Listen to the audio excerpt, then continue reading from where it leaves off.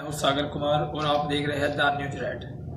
आज हम आपको एक ऐसे शख्सियत से मिलाना चाहेंगे जो एक चौधरी चरण सिंह विश्वविद्यालय में छात्र राजनीति भी कर चुके हैं और आज वर्तमान समय में एडवोकेट भी है मेरठ के अंदर। और हम आपको उनसे रूबरू कराएंगे और उनके बारे में जानकारी लेंगे कि क्या आने वाला समय, आगामी विधानसभा चुनाव भी आने वाले हैं, तो उनकी क्या रणनीति है, क्या छात्र नेताओं के बारे में ये क्या कहना चाहेंगे। तो आइए आज हम आपको रूबरू कराते हैं एडवोकेट अमित कुमार और यूनिवर्सिटी के छात्र नेता। ये सबसे पहले तो नमस्कार आपके दर्शकों के माध्यम से, और आपका मैं आभार व्यक्त करता हूँ कि आप मेरे से 2022 विधानसभा चुनाव को लेकर आपने चर्चा का जो अच्छी शुरुआत की। मेरे हिसाब से छात्र राजनीति इस देश में जो सरकार बनाने में और सरकार गिराने में इस देश के युवा का बहुत बड़ा हाथ है जी। और देश के युवा अब धर्म की राजनीति में नहीं पड़ना चाहिए। रोजगार सबको चाहिए, रोजगार नहीं मिलेगा तो धर्म आप राजनीति एक बार कर सकते हैं, बार बार नहीं कर सकते जी। और इस देश का आज पूरे 7 माह हो चुके हैं किसान आंदोलन जी। 8वें माह में किसान आंदोलन प्रवेश कर चुका है जी। लेकिन उस बीच में 300-350 किसानों की जो एक तरह से निधन हुआ है, दुखद निधन हुआ है, जो अपने परिवार से बिछड़ के गए, तो वो असहनीय पीड़ा है, उसे शब्दों के माध्यम से नहीं बयान किया जा सकता। सरकार आई, सरकार से लोगों को बहुत उम्मीद थी, लेकिन पता नहीं क्या कारण है कि बातचीत विफल पे विफल हो रही। किसानों के हक में, किसानों के हित में, देश के अन्नदाता को इंसाफ नहीं मिल रहा। और मैं राकेश टिकैत जी को धन्यवाद देना चाहूँगा। जब उस आंदोलन को सरकार द्वारा कुचलने का प्रयास किया गया तब हमारे नेता आदरणीय चौधरी अजीत सिंह जी ने फ़ोन मिलाया था राकेश टिकैत जी और कहा था आप चिंता मत करो, मैं आपके साथ। चौधरी साहब अब इस दुनिया में नहीं है जी, लेकिन चौधरी साहब ने जो हमें उस संघर्ष करने का जो जज्बा सिखाया जी, अपने हक के लिए, अपने हित के लिए, समाज के हित के लिए लड़ने के लिए जो जज्बा जुनून पैदा करना सिखाया जी, वो चौधरी अजीत सिंह ने सिखाया। इसलिए आज किसान वो गाजीपुर बॉर्डर पर आज भी अपने हक के लिए, अपने हित के लिए वहाँ पे जो है डटा हुआ है। तो चौधरी साहब इस दुनिया में नहीं है, आपके चैनल के माध्यम से भी, और मैं हृदय से चौधरी अजीत सिंह जी का स्मरण करते हुए उन्हें अपनी भावपूर्ण श्रद्धांजलि भी देना चाहता हूँ। चौधरी साहब का जाना किसानों के लिए एक अनाथ होने जैसा है, लेकिन अब पूरे किसानों को माननीय जयंत चौधरी जी से बहुत उम्मीद है। 2022 में हमारा पूरा प्रयास रहेगा कि गठबंधन की सरकार बनाए, माननीय श्री अखिलेश यादव जी, जयंत चौधरी जी मिलकर उत्तर प्रदेश में सरकार चलाए। तो पूरा किसान और इस देश का युवा, इस प्रदेश का युवा साथ। सर, हम ये आपसे पूछना चाहेंगे कि ये लगातार जो धरना प्रदर्शन और ये जो किसानों की जो समस्याओं को लेकर लगातार 7-8 महीने हो चुके हैं, और आप देखेंगे कि मेरठ में जो दुराला टोल प्लाजा है वहाँ पर भी किसान लगातार स्थिति बनाए हुए हैं, तो आप उनके बारे में क्या कहना चाहेंगे। किसान, जब कोई किसान के, मैं खुद किसान हूँ, और किसान कौम में जब कोई पैदा होता है वो हर कठिनाइयों से होकर गुजरता है। किसान इस देश का भगवान है, इस देश का अन्नदाता है। शायद किसानों के लिए जो अपशब्द किए हैं वो किसी और सरकार ने किसानों को जो उपनाम दिए, आपने पार्लियामेंट में देखा होगा, इस तरह से किसानों को मजाक उड़ाया गया उस देश। अब आपने देखा था कि ये तो देख, मैं आपके चैनल के माध्यम से बताऊंगा, पूरा देश देख रहा था जी। किसान किसी पार्टी में नहीं बैठा, किसान सबका है जी। जब माननीय श्री राहुल गांधी जी देश में विपक्ष के सांसदों ने 2 मिनट का मौन धारण किया था, तब उन किसानों का उपवास कौन हो रहा था। किसानों को मजाक नहीं बनाना चाहिए, किसान को इस देश का भगवान है, और किसान के हाथ में ताकत भी है। किसान की ताकत वो है, किसान सरकार ला सकते हैं तो किसान सरकार गिरा भी सकते हैं। 2022 बहुत महत्वपूर्ण चुनाव है उत्तर प्रदेश का, और मुझे लगता है कि बहुत बड़ा बदलाव होगा। और एक इतिहास भी है उत्तर प्रदेश का। जब 2007 में मायावती जी की सरकार आई, पूर्ण बहुमत से 207 विधायक आए, अखिलेश जी की सरकार आई, 222 विधायक आए, अब बीजेपी की पूर्ण बहुमत से, तो कहीं ना कहीं रिपीट जरूर होगा मेरा जो समझना।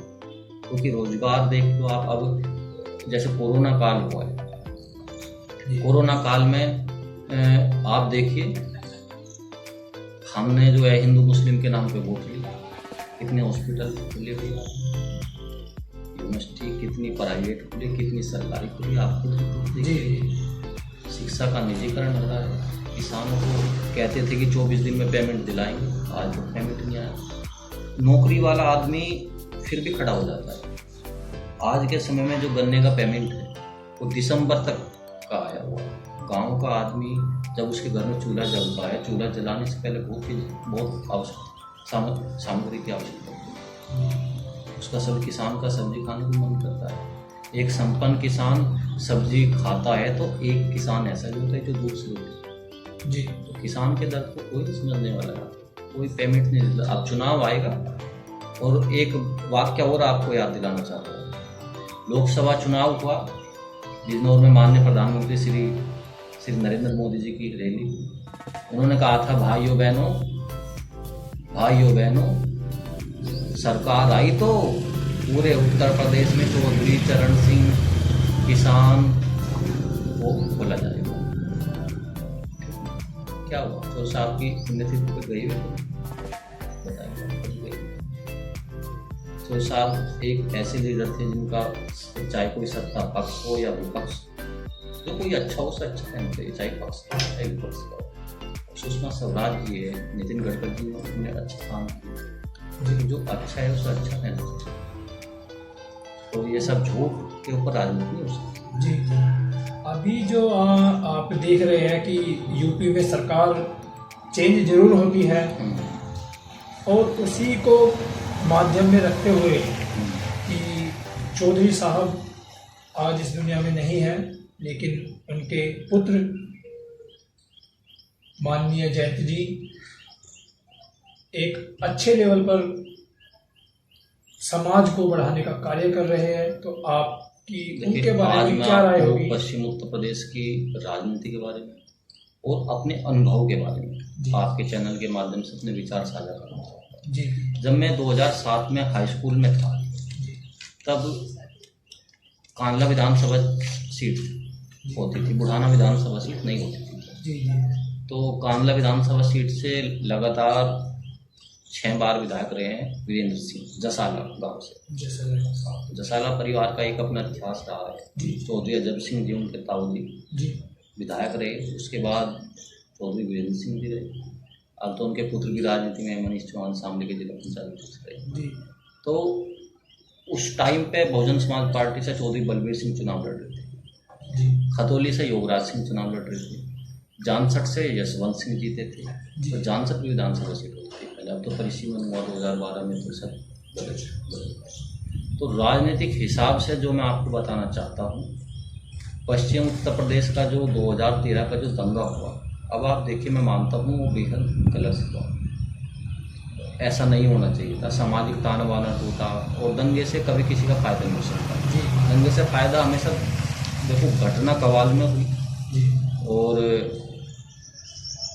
आग लाख बाहुली तक पहुंची, और नेता कौन बने ये तो आप जानते हैं। जी बिल्कुल। नेता सरधाने वाले बने, नेता थान भवन वाले बने, तो जान किसी ने गवाई, नेता कोई बने। तो नफरत पे राजनीति, लाश पे राजनीति नहीं करनी चाहिए। इसी बात को हमारे नेता चौधरी अजीत सिंह जी ने हमेशा प्यार की राजनीति की है, कभी कोई नफरत की राजनीति नहीं। बेदाग जिंदगी से वे इस दुनिया से गए, लेकिन हमें सबसे बड़ा दुख ये है कि जब वे गए हम उनके अंतिम दर्शन नहीं कर पाए।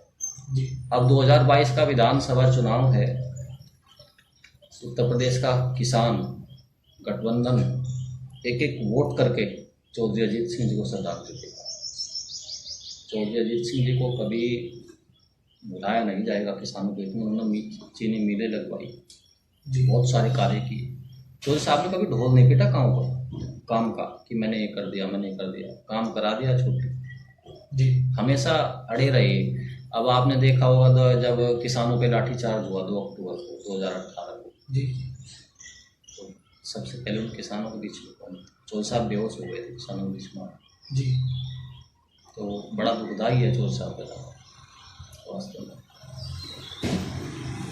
चलिए, आपसे बात करके बहुत अच्छा लगा, और जो आपने चौधरी साहब को भावभीनी श्रद्धांजलि दी, और हम भी तहे दिल से चौधरी जी को मन से श्रद्धांजलि देते हैं।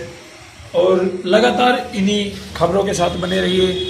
कैमरामैन अनिकेत सागर के साथ, धन्यवाद।